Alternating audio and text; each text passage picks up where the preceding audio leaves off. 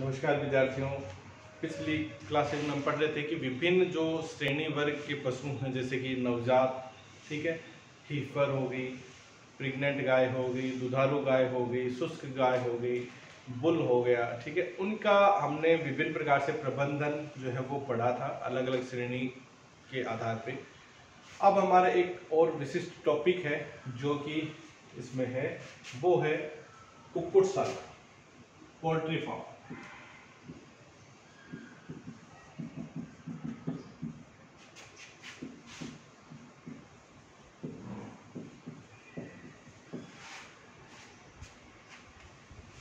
कुक्कुटशाला poultry farm वह स्थान है जहाँ पे पोल्ट्रीज को रखा जाता है और पोल्ट्री जो है वो मांस उत्पादन हेतु या अंडे के उत्पादन हेतु जो है वो पाली जा सकती है। ठीक है, तो जो मांस के लिए जो पाली जाती हैं उनको हम किस कैटेगरी में, उसको हम क्या बोलते हैं, ब्रॉयलर्स। और जो अंडे के उत्पादन के लिए पाली जाती हैं उनको हम बोलते हैं लेयर्स। ठीक है, तो ये या तो ब्रॉयलर या लेयर के रूप में रखी जाती हैं, ताकि या तो इनका मांस उत्पादन जो है वो किया जाता है या अंडे उत्पादन में इनका महत्वपूर्ण योगदान होता है। अब कोई भी जो पोल्ट्री फार्म है उसका कंस्ट्रक्शन किस प्रकार से हमें करना है, क्या क्या उसके निर्माण के समय हमें मुख्य बिंदु जो है वो ध्यान रखने हैं, किन किन इकाइयों को उसके अंतर्गत बनाना होता है पोल्ट्री फार्म के अंतर्गत, और किस किस तरीके से हम उन पोल्ट्रीज को रख सकते हैं। ठीक है, तो पोल्ट्री जो है वो रखने के विभिन्न प्रकार के तरीके हैं। पोल्ट्री को रखने के रियरिंग के अलग अलग प्रकार के तरीके हैं।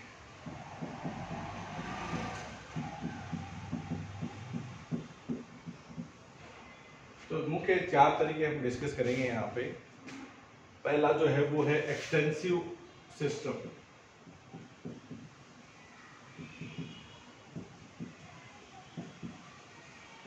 दूसरा जो है वो है सेमी इंटेंसिव सिस्टम,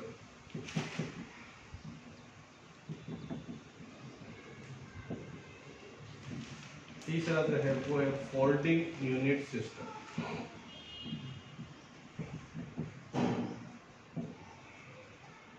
और चौथा जो है वो कहलाता है इंटेंसिव सिस्टम।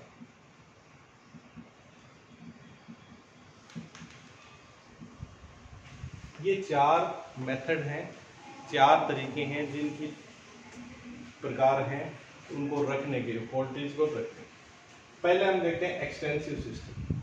तो हमारे देखते हैं हमारे आसपास के कुछ क्षेत्रों में कुछ कम संख्या में मुर्गियों को रखा जाता है, और इन मुर्गियों को सुबह जो है, जैसे ही सुबह के समय उनको खोल दिया जाता है, वो फ्री होकर हर जगह घूमकर और अपना दाना चुगती रहती हैं, पानी पीती हैं, और शाम के समय उन्हें एक जो बाड़े के अंदर वहाँ पे उनको एक बंद कर दिया जाता है। ठीक है, उनका जो एक छोटा सा जो कमरा बनाया हुआ होता है उसके अंतर्गत उनको बंद कर दिया जाता है। बाकी पूरे समय वो क्या करती हैं, फ्री होकर, उनकी कोई लिमिट नहीं है, बिल्कुल फ्री होकर वो जहाँ तक जाएँ वहाँ तक वो दाना चुग के, और शाम के समय उन्हें एक कमरे के अंदर बंद कर दिया जाता है। तो सामान्य जब छोटे स्केल के ऊपर पाला जाता है, मुर्गियों को कम संख्या में पालते हैं, तो इसी प्रकार का यही सिस्टम अपनाते हैं, एक्सटेंसिव सिस्टम। और इसमें फ्री होकर, बिल्कुल फ्री होकर मुर्गियाँ घूमती हैं और जहाँ तक चाहें वहाँ तक जा सकती हैं, इसीलिए इसको क्या बोलते हैं, फ्री रेंज सिस्टम बोलते हैं। ठीक है, कोई रेंज नहीं है, बिल्कुल स्वतंत्र होकर जहाँ तक उनकी इच्छा होती है वहाँ तक घूम सकती है। फिर जैसे ही शाम के समय वो एक जगह आ जाएंगे अपने जो बाड़े के पास में, जिस कमरे में उनको रखते हैं वहाँ पे, और उनको एक स्थान पे रख दिया जाता है। इसको हम एक्सटेंसिव सिस्टम या फ्री रेंज सिस्टम कहते हैं। और ये छोटे स्केल पे, स्मॉल स्केल पे जब हम मुर्गियाँ रख रहे हैं तो वहाँ पे इसी प्रकार का सिस्टम जो वो अपनाया जाता है। दूसरा है सेमी इंटेंसिव सिस्टम। ठीक है, सेमी इंटेंसिव सिस्टम में क्या किया जाता है कि इसमें मुर्गियों को उसी प्रकार से सुबह खोल देते हैं, शाम को कमरे में रखते हैं, लेकिन यहाँ पे क्या करते हैं हम, जो मुर्गियों के घूमने की जगह है वो एक निर्धारित होती है।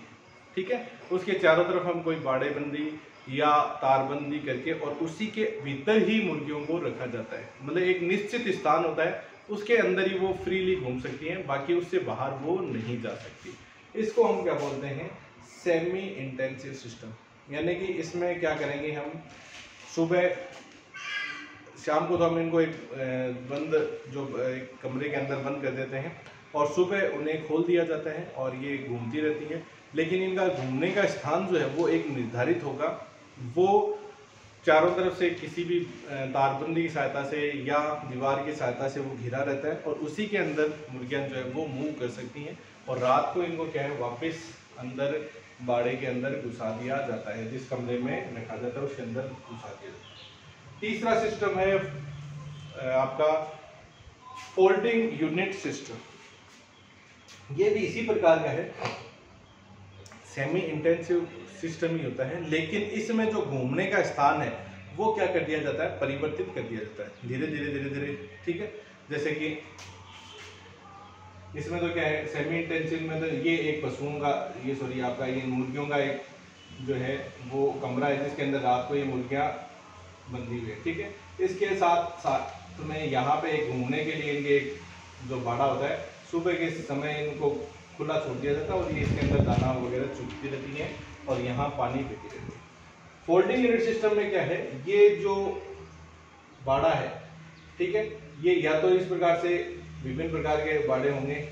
ठीक है, तो एक दिन तो इसमें खोल दिया, दूसरे दिन इसमें खोल दिया, तीसरे दिन यहाँ पे खोल दिया, चौथे दिन इसके अंदर खोल दिया, पांचवें दिन इस प्रकार से अलग अलग इनकी जो यूनिट्स हैं। या फिर इनको क्या है कि ये जो बाहर जो तारबंदी सी होती है ये फोल्डेबल होती है, इसको एक जगह इकट्ठा करके और दूसरी जगह हम उसको लगा देते हैं। यहाँ पे लगा दिया और मुर्गियों को इसमें खोल देते हैं, या फिर यहाँ लगा के यहाँ छोड़ दिया जाता है मुर्गियों को। तो ये फोल्डिंग यूनिट सिस्टम होता है, यानी इसमें सेमी इंटेंसिव की तरह ही जो घूमने का स्थान है वो चारों तरफ से घिरा रहता है, लेकिन वो स्थान क्या होता है, हर बार अलग अलग होता है। ठीक है, तो इसलिए इसको हम क्या बोलते हैं, फोल्डिंग यूनिट सिस्टम बोलते हैं। चौथा जो सिस्टम है वो है इंटेंसिव सिस्टम। और जो ऑर्गेनाइज्ड जो फार्म है, मुर्गी फार्म है, उनके अंदर यही सिस्टम अपनाया जाता है। कौन सा, इंटेंसिव सिस्टम। यानी जहाँ पे व्यापारिक तौर पे जैसे मुर्गियों को रखा जाता है, ऑर्गेनाइज्ड फॉर्म में मुर्गियों को रखा जाता है, वहाँ यही सिस्टम जो है वो अपनाया जाता है, इंटेंसिव सिस्टम। ये सिस्टम जो है वो दो प्रकार का होता है। दो प्रकार से इस सिस्टम के द्वारा दो प्रकार से हम रख सकते हैं। एक तो है डीप लीटर सिस्टम,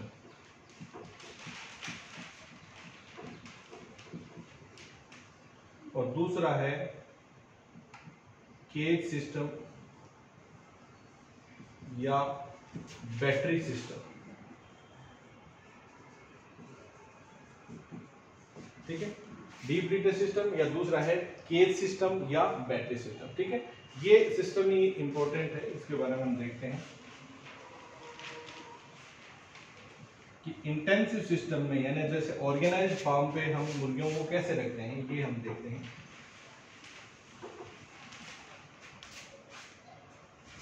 तो पहला जो इंटेंसिव सिस्टम में प्रकार है डीप लीटर सिस्टम।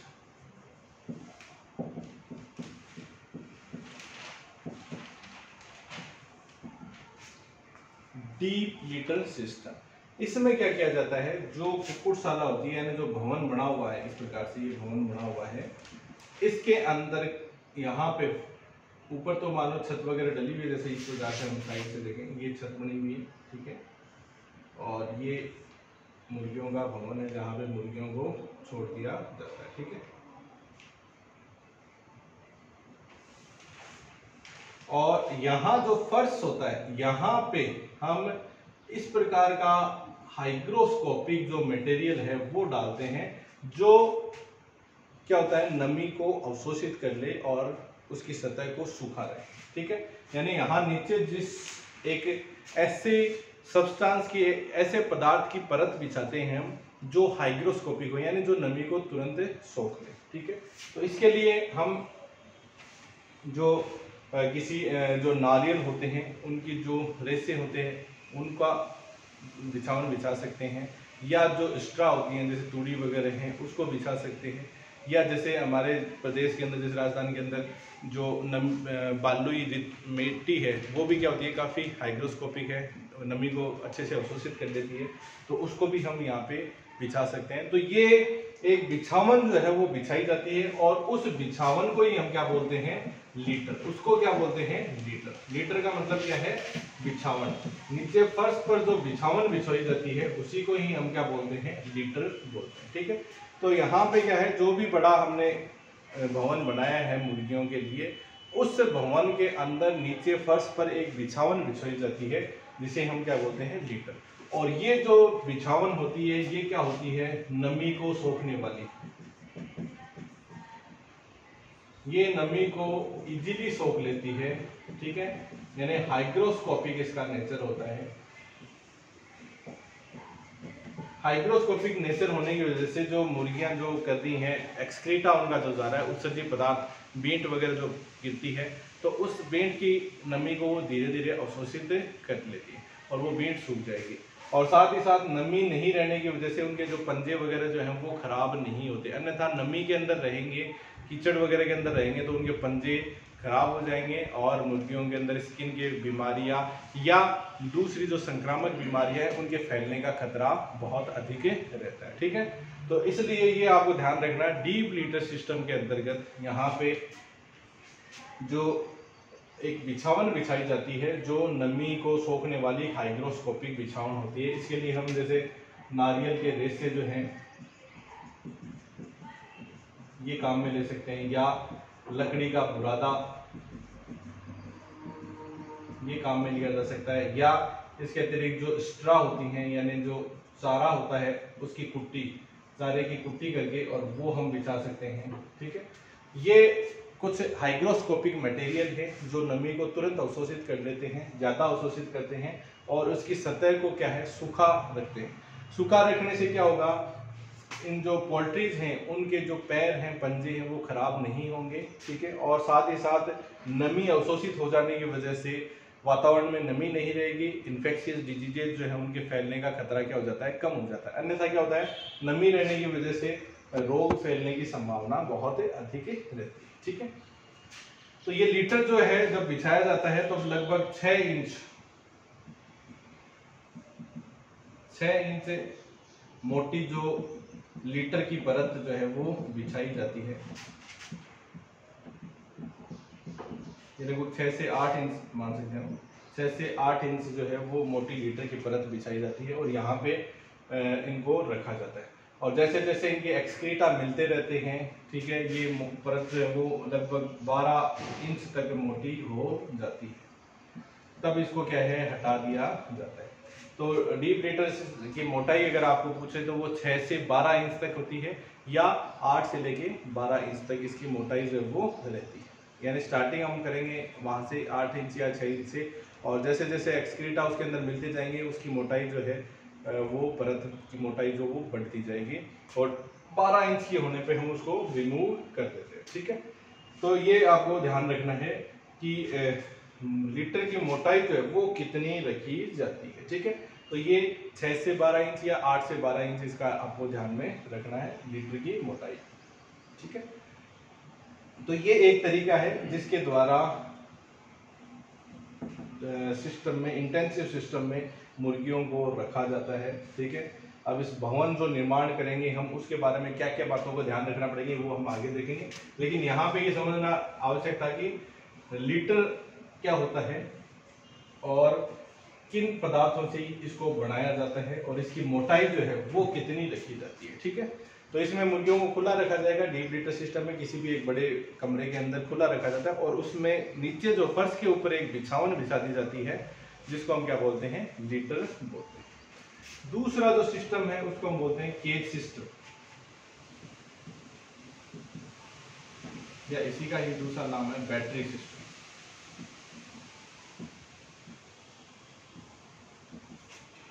इसमें क्या करते हैं, नाम से जैसे स्पष्ट है, इसके अंदर मुर्गियों को किस में रखा जाता है, केज या पिंजरे में रखा जाता है। ठीक है, किस में रखते हैं, हमें पिंजरे के अंदर रखते हैं, मुर्गियों को पिंजरे में रखा जाता है।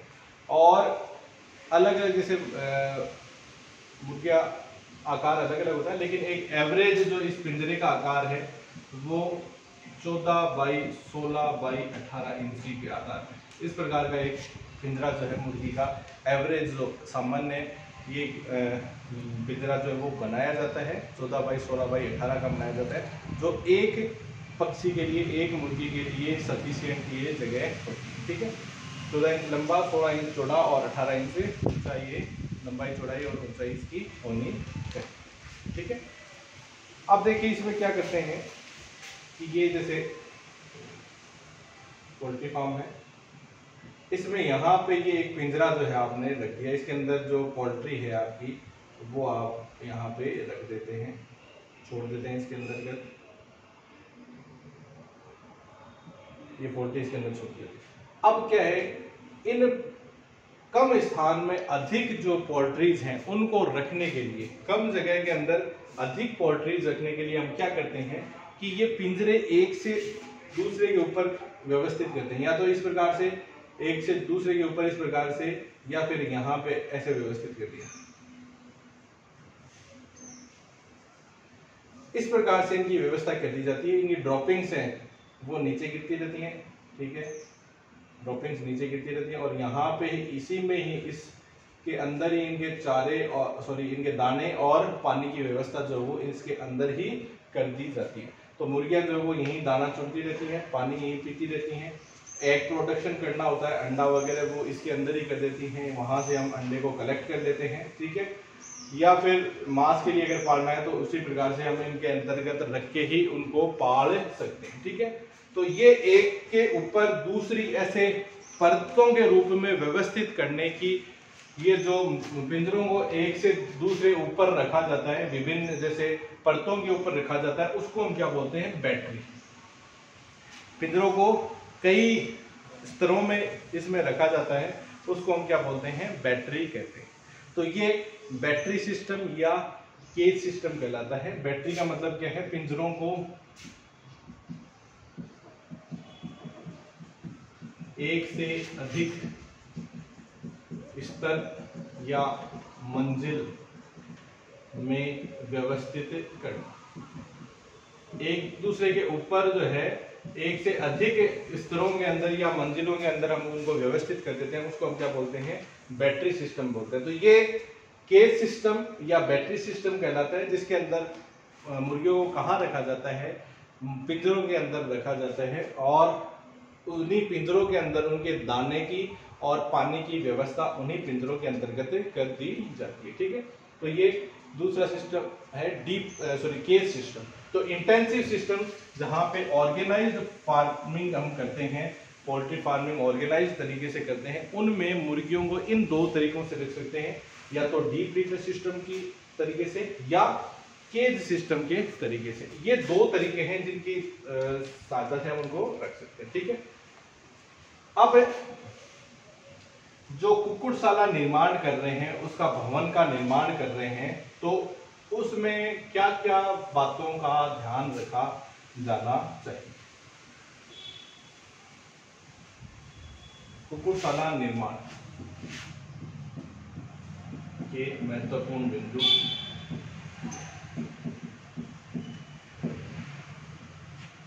ठीक है,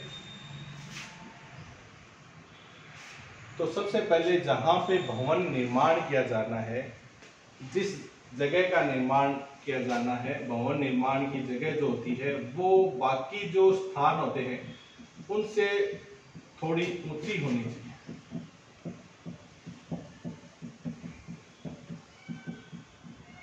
पहली बात तो ये, और बाकी स्थानों से कुछ थोड़ा ऊंचा उसको रहना चाहिए। ये कोई भी भवन निर्माण हम करते हैं, पशुशाला निर्माण करते हैं या कुक्कुटशाला, तो अन्य स्थानों से उसको ऊंची जगह पे उसको रखा जाता है। दूसरा, भवन की जो दिशा है, ये ध्यान रखना आपको, हमेशा पूर्व से पश्चिम होनी चाहिए, पूर्व से पश्चिम की तरफ। भवन निर्माण की दिशा यानी उसकी लंबाई की दिशा, लंबाई जो है वो हमेशा पूर्व से पश्चिम की तरफ लंबा होना चाहिए।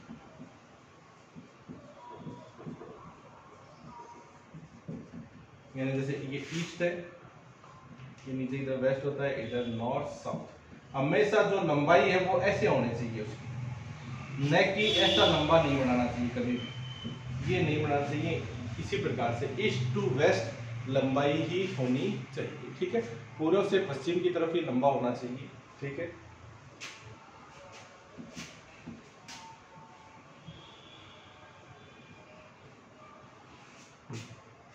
भवन निर्माण करते समय ये ध्यान रखना चाहिए कि भवन हमेशा क्या रहे, उनमें हवा की, वेंटिलेशन की जो है अच्छी हवादार होना चाहिए। भवन में वेंटिलेशन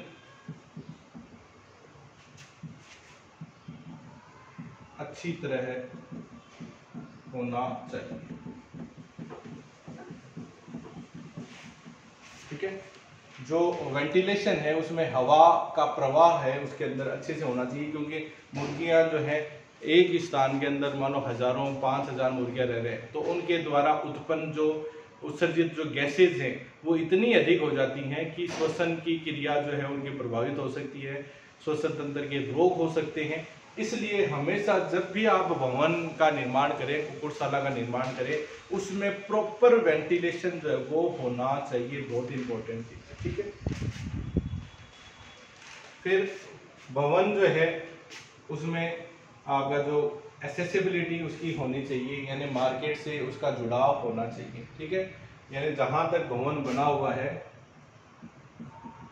भवन तक चौड़ा रास्ता हो जो मार्केट के नजदीक, ठीक है। एक तो ये है कि उसकी जो प्रॉपर अप्रोच होनी चाहिए मार्केट से, दूसरा वहां तक जाने के लिए एक चौड़ा रास्ता होना चाहिए, क्योंकि भाई दाने के लिए या बच्चों के लिए, चिक्स के लिए छोड़ने के लिए, या फिर उनको वापस कलेक्ट करने के लिए वहां पे जो आवागमन है ट्रांसपोर्ट की है वो सुविधा प्रॉपर होनी चाहिए, ठीक है।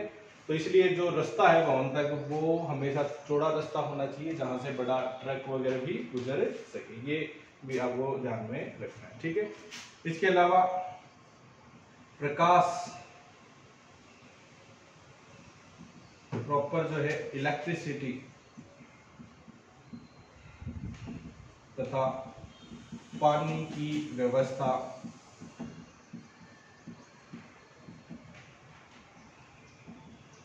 समुचित होनी चाहिए।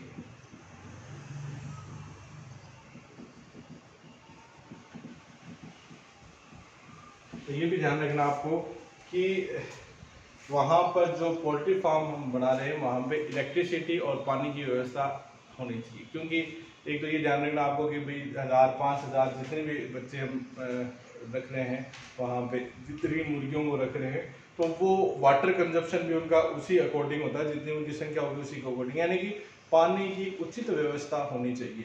साथ ही साथ वहाँ पे जो बिजली की व्यवस्था है वो भी उचित रूप से होनी चाहिए, क्योंकि इनकी वृद्धि जैसे हम कहते हैं, वृद्धि के लिए प्रकाश जो है वो बहुत आवश्यक होता है इनकी वृद्धि के लिए, ठीक है। तो इलेक्ट्रिसिटी तथा पानी की भी वहाँ पे जो है समुचित व्यवस्था होनी चाहिए, ठीक है। जहाँ पे भवन निर्माण किया जाना है वहाँ की जो जगह है, जमीन जो है वो उपजाऊ होनी चाहिए।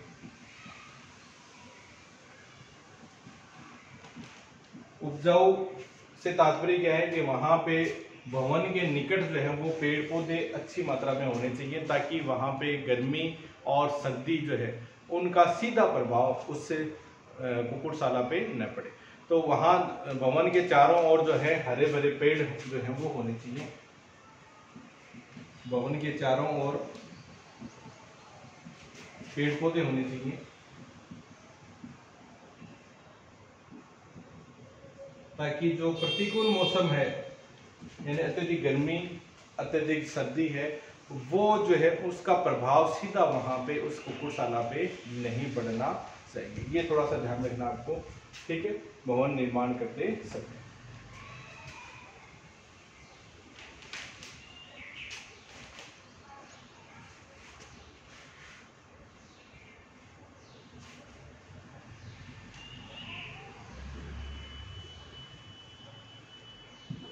अब ये देखिए भवन निर्माण कर रहे हैं आप, ठीक है। ऊपर जो है वो आप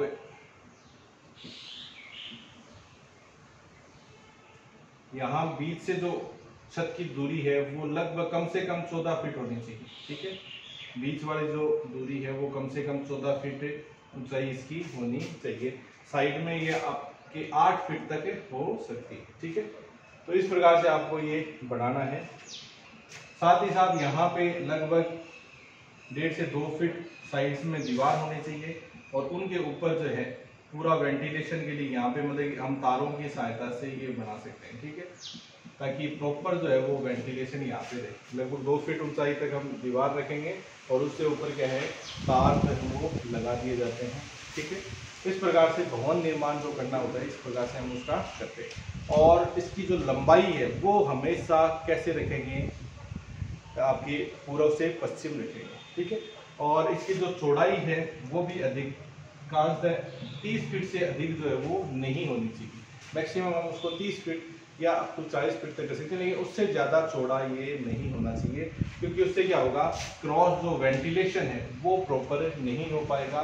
और जैसा कि मैंने आपको बताया कि इनमें उत्सर्जित गैसें बहुत ज़्यादा होती हैं, तो बहुत एक साथ में कई पशु हैं कई मुर्गियाँ वहाँ पे ये रह रही हैं, तो उनके द्वारा जो उत्सर्जित गैसें हैं उनका लेवल बढ़ जाता है। तो उनको बाहर निकलने के लिए भी क्या होता है वेंटिलेशन अच्छा होना चाहिए। ऊपर भी हम जो छत है उसको भी हम अलग अलग तरीके से डिज़ाइन कर सकते हैं, या तो इस प्रकार से या हम जैसे मान लो इस प्रकार से भी डिज़ाइन कर सकते हैं, ताकि यहाँ पे भी एक हम जो यहाँ पे भी एक स्लिट रखते हैं, एक खांच रखते हैं, ताकि जो गर्म गैसेज हैं वो ऊपर की तरफ उठकर यहाँ से बाहर जा सकें, ठीक है। या इनके अंदर जो रूफ के अंदर ब्लोवर भी लगाए जा सकते हैं जो हवा को बाहर, गर्म हवा को बाहर फेंक के देते हैं, ठीक है। तो इस प्रकार से भवन निर्माण के समय आपको कुक्कुटशाला के भवन निर्माण के समय इन बातों को ध्यान में रखना है, ठीक है। नेक्स्ट क्लास में हम देखेंगे कि यहाँ पे कौन कौन सी जो इकाइयाँ हैं वो हमें यहाँ पे निर्मित करनी है, ठीक है। भवन के लिए कौन कौन सी इकाइयों को निर्मित करना है, जिनमें विभिन्न प्रकार के अलग अलग वर्ग की मुर्गियों को रखा जाता है, ठीक है। और बाकी निर्माण के समय हमें और किन बातों का ध्यान रखना है ये हम आगे नेक्स्ट क्लास में पढ़ेंगे, ठीक है। धन्यवाद।